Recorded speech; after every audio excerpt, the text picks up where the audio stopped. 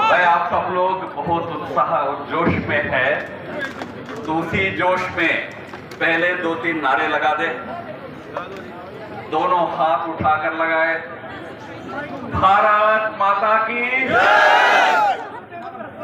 Prime minister Narendra Modi ji की जय। Home minister Amit Shah ji की जय। अभी जो नारा दे रहा हूं थोड़ा वादियों तक जाना है। नौशेरा का शेर रविंद्र रैना जी की जय।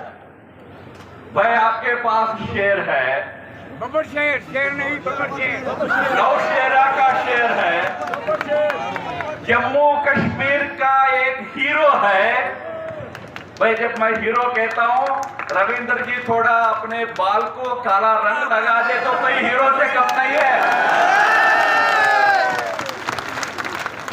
तो आपको अब्दुल्ला का कोई सेवक, कोई मुफ्ती परिवार का सेवक, कितना भी चौधरी हो, कितना भी नवाज हो, क्यों चाहिए?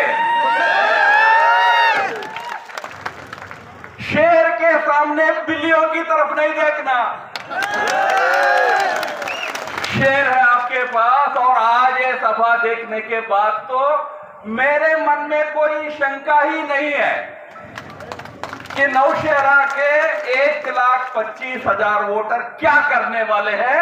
बस एक ही काम करना जो रविंद्र जी ने आपसे रिक्वेस्ट की थी, पहले से ज्यादा वोट देकर रविंद्र जी को इस बार जम्मू कश्मीर का असेंबली में भेजना। मित्रों 1,25,000 वोटर में से पॉपुलेशन है तो वोटर तो 60-70 हजार होगा। 85,000 वोटर है। 85,000 वोटर में से 70%, 75% वोट भारतीय जनता पार्टी को इस बार मिलना चाहिए। मित्रों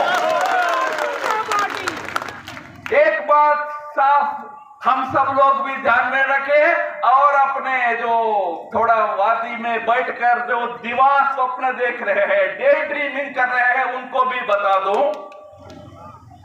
कि आने वाला जो असेंबली होगा वह भारतीय जनता पार्टी के आधिपत्य वाला असेंबली होगा। मित्रों याद रखना, इस राज्य में सबसे बड़ा दल के रूप में भारतीय जनता पार्टी उभरेगी। 35 से कम सीट हमको जम्मू में ही, 35 से ज्यादा सीट हमको जम्मू में ही मिलने वाले हैं। और वैली में भी, घाटी में भी हमारे अच्छे अच्छे कार्यकर्ता चुनाव लड़ रहे हैं।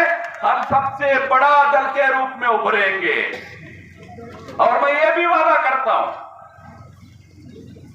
10 साल पहले हमने सरकार बनाई थी। उस समय हमारी मंशा थी कि जम्मू कश्मीर के अंदर राष्ट्रवाद का गूंज उठे, राष्ट्र विरोधियों का आवाज दब जाए, यहां समाप्त हो जाए राष्ट्र विरोधी। चलिए 4 सालों सरकार चली, किन्हीं कारणों से उस सरकार से हमको बाहर आना पड़ा। हमें कोई खेद नहीं है, क्यों? हमको सरकार से प्रेम नहीं था, जम्मू कश्मीर से प्रेम था, देश पर हमारा गौरव था। सरकार पर कुछ नहीं, सरकारें हम बलिदान कर देंगे जब तक देश का हित हमारे सामने अहम हो। फिर हमने 370 हटाया और उसके बाद 5 साल बाद आज ऐतिहासिक चुनाव इस राज्य में हो रहा है। 10 साल से हमने जो मेहनत की है, पिछले 5 साल बाद इस राज्य की जो सबसे बड़ी त्रासदी थी धारा 370, उसको समाप्त करके नए रास्ते पर विकास, शांति और एक सहृद भावना, सहयोग, इसके रास्ते पर इस राज्य को हम चलाने लगे हैं।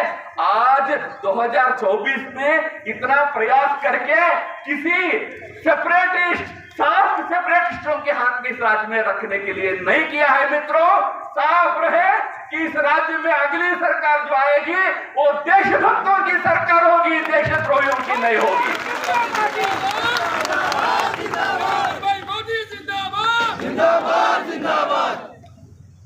और कोई कोई अब्दुल्ला, कोई मुफ्ती की सरकार अब नहीं आएगी इस राज्य में। अब इस राज्य को एक ऐसी सरकार की जरूरत है जो मोदी जी ने पिछले 10 साल में पूरे देश के अंदर एक बहुत महत्वपूर्ण परिवर्तन लाया, जिसका पूरा वर्णन अभी रविंद्र जी ने आपके सामने रखी। उसी दिशा में अपने राज्य को आगे ले जाने वाली सरकार चाहिए।